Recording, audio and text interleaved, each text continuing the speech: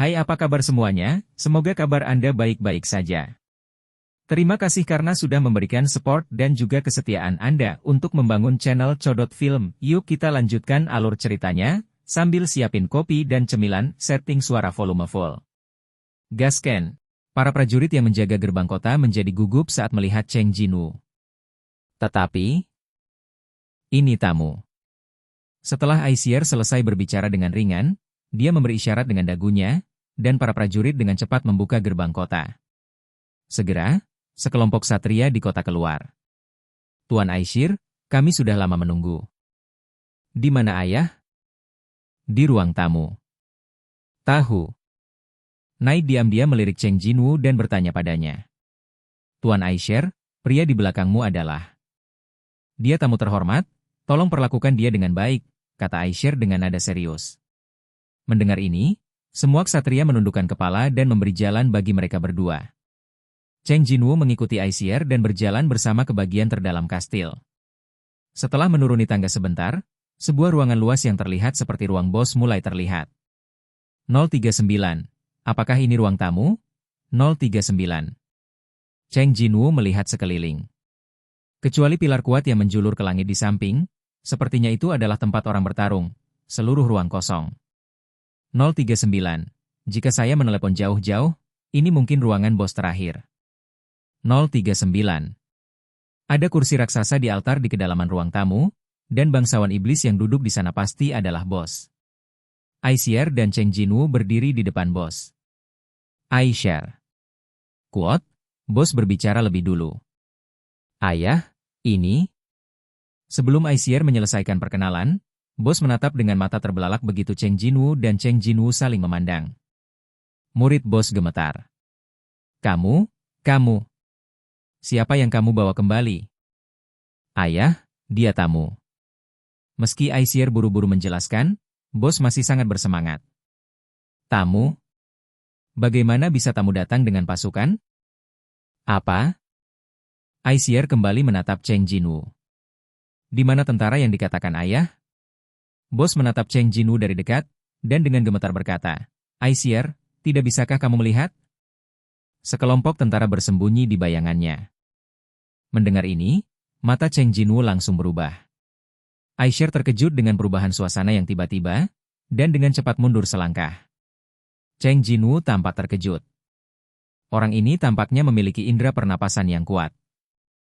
Bos sepertinya bisa melihat para prajurit bersembunyi di bayangannya. 039. Haruskah saya mengatakan keberuntungan lebih baik daripada keberuntungan atau kemalangan? Untuk menghadapi pertempuran mendadak kapan saja, dia memanggil semua prajurit bayangan kembali ke bayangan untuk berjaga-jaga. Beraninya kamu membawa tentara ke rumahku? Para ksatria bergegas masuk ketika mereka mendengar teriakan bos. Ayah. Aisier, yang juga meninggikan suaranya saat melihat bos meninggikan suaranya, menghentikannya. Bos yang berdiri memelototinya. Kami sudah setuju. Cheng Jinwoo yang menonton dari samping akhirnya angkat bicara. Melihat ekspresi Cheng Jinwoo tidak menunjukkan tanda-tanda gugup, alis bos berkedut. Apa katamu? Kartu akses lantai. Seong Jinwoo maju selangkah.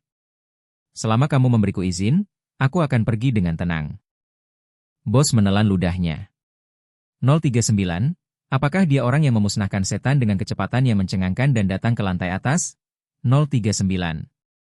Ketika dia mendengar berita bahwa Vulcan dan Metus yang dia percayai telah musnah, matanya hampir menjadi gelap. Meski keluarga Radil dikenal sebagai bangsawan, hanya menempati urutan ke-20 dalam daftar setan. Bahkan Vulcan dan Metus bukanlah lawannya, dia sudah memutuskan di dalam hatinya bahwa dia akan bertempur dengan korban yang tak terhitung jumlahnya.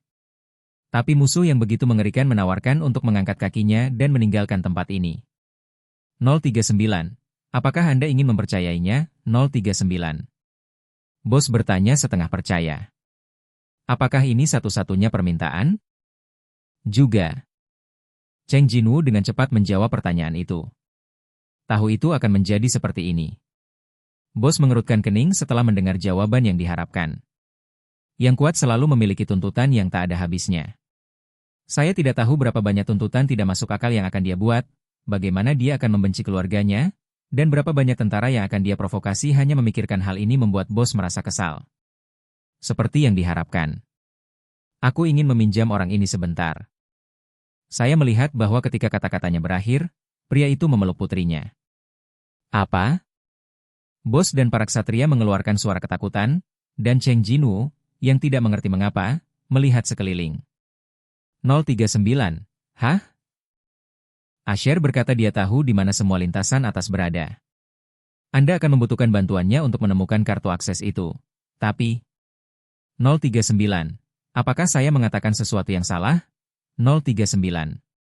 Dengan bos yang gemetaran, para ksatria yang ketakutan, dan Asher yang memerah, Cheng Jinwoo bingung.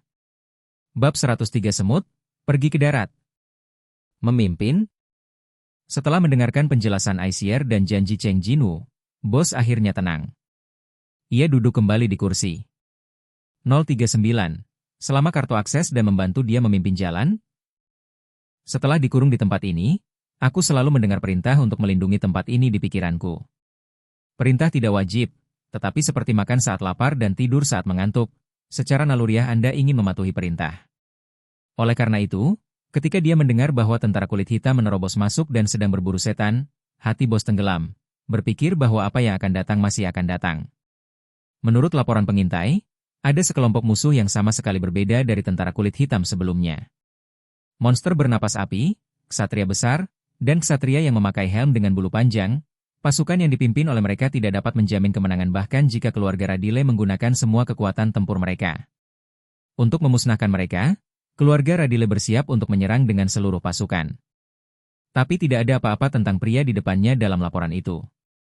Dengan kata lain, kekuatan tempur utama musuh adalah orang lain. 039. Jika aku tahu monster ini adalah penguasa prajurit kegelapan, aku tidak akan melawannya. 039. Bos melihatnya. Tentara hitam yang menghilang tidak berada di tempat lain, tetapi mendatanginya, bersembunyi di balik bayang-bayang pria itu, menunggu perintahnya. Tentara yang tak terhitung jumlahnya dalam bayang-bayang melemparkan pandangan membunuh ke arah bos dalam kegelapan, yang membuat kulitnya merinding. 039. Meskipun menyakitkan harga diri untuk berkompromi dengan manusia, 039. Hal-hal yang harus dilindungi secara alami termasuk gulungan yang disebut upper pass. Tetapi untuk melindungi gulungan ini, apakah perlu membayar begitu banyak? Tidak, bahkan jika semua prajurit dikorbankan, mereka mungkin tidak dapat mengalahkan pasukan yang dipimpin oleh orang ini. Dan pria ini. 039, dia menyembunyikan kekuatannya. 039. Meskipun dia tidak tahu mengapa, dia seperti puncak gunung es yang terlihat di air yang tenang, menyembunyikan auranya sangat dalam.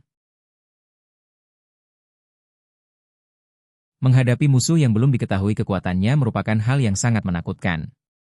Quote, benarkah hanya itu yang kamu butuhkan? Quote, bos bertanya dengan gugup.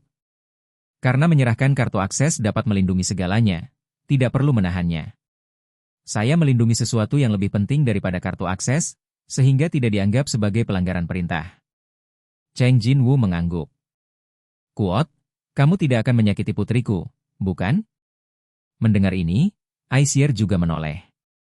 039, khawatir tentang setan putriku, 039.